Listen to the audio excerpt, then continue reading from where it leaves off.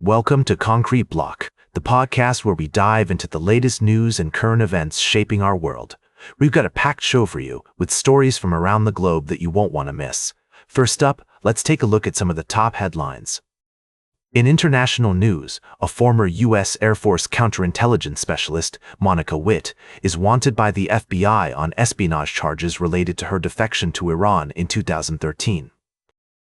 The agency is offering a $200,000 reward for information leading to her capture and prosecution.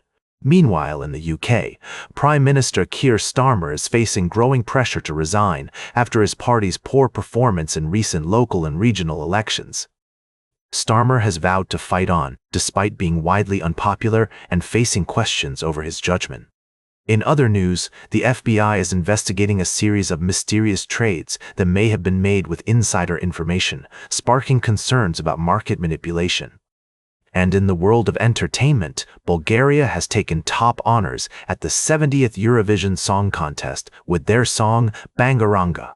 We're also following developments in the Middle East, where Israel and Palestine continue to clash over issues of territory and sovereignty. And in Africa, a joint military operation between the U.S. and several African nations is underway, aimed at combating terrorism and promoting regional stability. Finally, in a story that sparked outrage and concern around the world, a former U.S. president has renewed his call for tariffs on European cars, sparking fears of a trade war. We'll be right back with more of today's top news on Concrete Block. Good afternoon, and welcome back to Concrete Block. I'm your host, Walter. We're continuing our coverage of the latest developments in the Middle East, where the Palestinian movement Fatah has just concluded its first Congress in years. The gathering has drawn significant attention due to the election of new members to Fatah's top decision-making body, the Central Committee. According to reports from Ramallah, Yasser Abbas, the son of Palestinian President Mahmoud Abbas, has secured a seat on the Central Committee. This move is seen by many as an attempt to consolidate power within the family and potentially pave the way for a successor to the 85-year-old president. Yasser Abbas, a businessman who splits his time between the West Bank and Canada, has been gradually emerging onto the political scene, having been appointed as his father's special representative about 5 years ago. Other notable figures who have retained or gained seats on the committee include jailed Fatah leader Marwan Barghouti, who topped the preliminary results with the highest number of votes, and former militant group leader Zakaria Zubaidi, who was released from Israeli prison in 2025 as part of a prisoner exchange deal with Hamas. Two women, including Ramallah Governor Leila Ghanem, have also been elected to the committee, marking a significant step towards greater representation.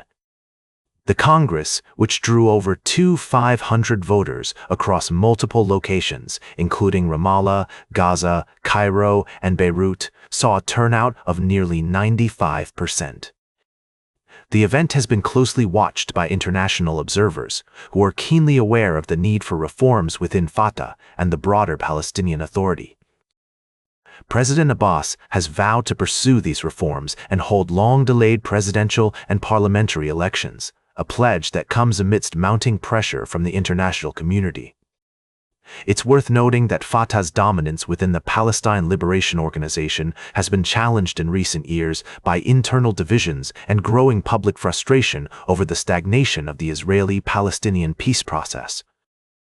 The rise of Hamas, which has made significant political gains in the occupied West Bank and Gaza Strip, poses a considerable challenge to Fatah's influence. As we continue to follow these developments, it's essential to consider the complex historical context and the diverse perspectives at play. The path forward for Fatah and the Palestinian Authority will undoubtedly be shaped by both internal dynamics and external pressures. Welcome back to Concrete Block. As we wrap up today's show, let's take a look at the latest developments in the world of politics. A recent report highlights the unique position Republicans find themselves in ahead of the midterms, with a significant cash advantage over their Democratic counterparts. The collective cash on hand for national GOP organizations stands at $843 million, compared to $304 million for similar Democratic groups. This financial edge could provide a substantial boost for the Republican Party in getting their message out to voters. However, it's essential to note that a money advantage doesn't guarantee victory, as seen in previous election cycles where Democrats had a significant lead in fundraising but still lost key elections. Another crucial aspect for Republicans is turning out their base without President Trump on the ballot. The party has struggled in the past to energize low-propensity voters who are drawn to Trump's magnetic personality but may not vote when he's not running. To address this, party officials have been working on strategies to engage these voters, including education campaigns and outreach efforts. Despite these challenges, Republicans remain optimistic about their chances in the midterms, citing their strong messaging on key issues like the economy and national security. On the other hand, Democrats are counting on their own strengths, such as their track record on social issues and their ability to mobilize grassroots support. As we navigate this complex political landscape, it's crucial to stay informed and consider multiple perspectives. The upcoming midterms promise to be a pivotal moment in American politics, with far-reaching implications for the future of the country. That's all for today's Concrete Block. Remember to like, share, and subscribe, and until next time, stay informed.